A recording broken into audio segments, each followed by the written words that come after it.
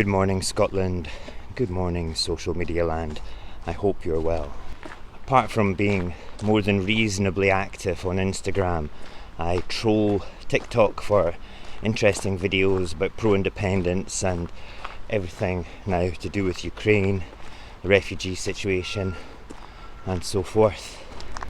You can find my TikTok channel under the same name as this one, the Saltire. I don't make much original content there because I'm too busy writing on Instagram for my pro-indie point of view and my sort of like trying to hold Westminster and the Union to account for things.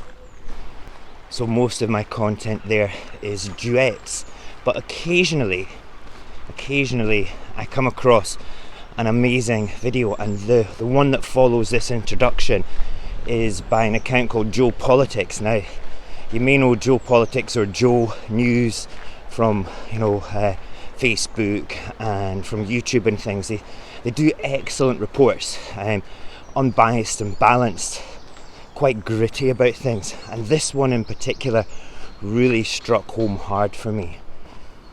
It talks about the journey of the refugees coming from the Ukraine across Europe and the treatment that they had, and contrasts that against somebody who is not Ukrainian. It then compares the massive difference in treatment that they get at the UK border, and this is the crux of it. It's like the title of it is Britain has a migrant or an immigration problem.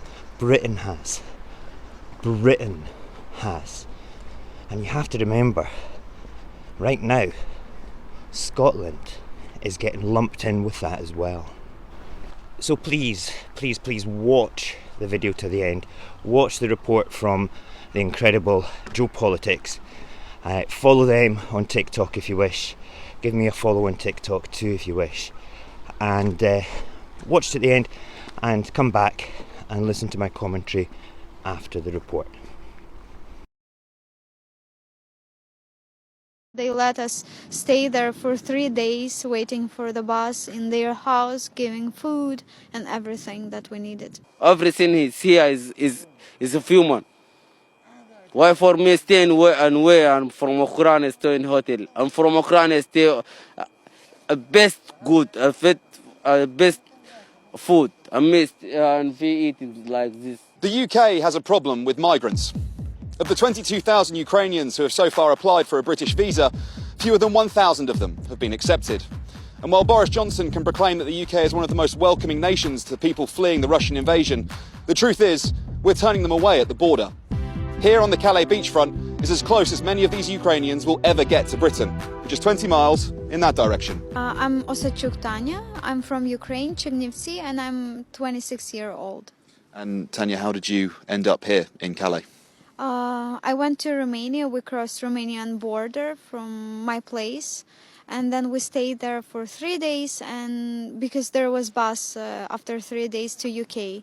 So that's how I came here, and when we crossed the border here, they said you can't go without visa. That's why I'm staying here. How were you treated in the European countries when you arrived?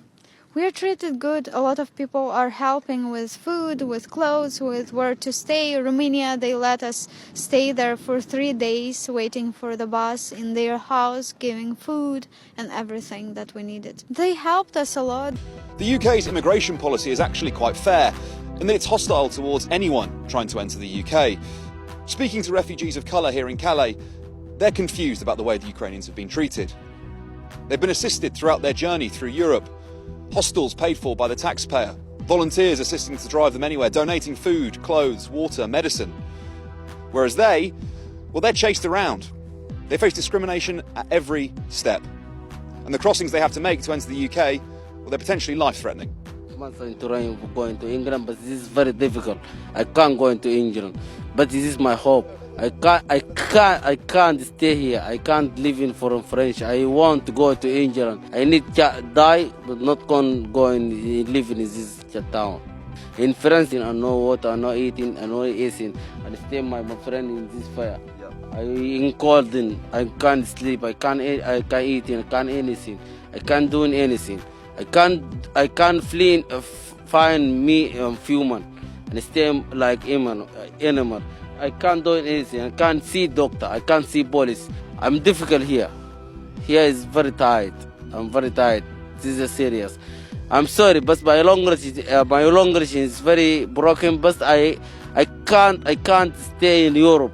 I want to ask everyone here stay in Europe. Why from Africa stay in Wales and from Ukraine stay in hotel?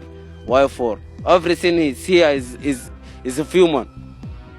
Why for me stay in where and from Ukraine stay in hotel and from Ukraine stay best good, best food. I miss and we eat like this. I'm going. Inshallah, I'm going to England. Ukrainian refugees arriving in Calais are put up in a hostel, paid for by the local taxpayer, in the centre of town. The Sudanese people living in this camp, located next to a railway line that they say kills one of their friends every week, well, the police came here yesterday and destroyed half of their tents. It's estimated 60,000 people will try to cross the channel in small boats this year. The Home Office is unable to track how many die on the journey. The French authorities suggested building a visa processing centre in northern France. That was rejected by the Home Office until the Ukrainians started arriving. One such centre is about to open in Lille, but there's a catch. It will only process Ukrainian applications. Boris Johnson is a victim of his own government policy. He faces the unenviable choice between welcoming Ukrainian refugees and losing the votes of the xenophobic oxygen thieves that he's been courting for the last 10 years. The truth is, the UK's policy isn't anti-Ukrainian, it's anti-everyone.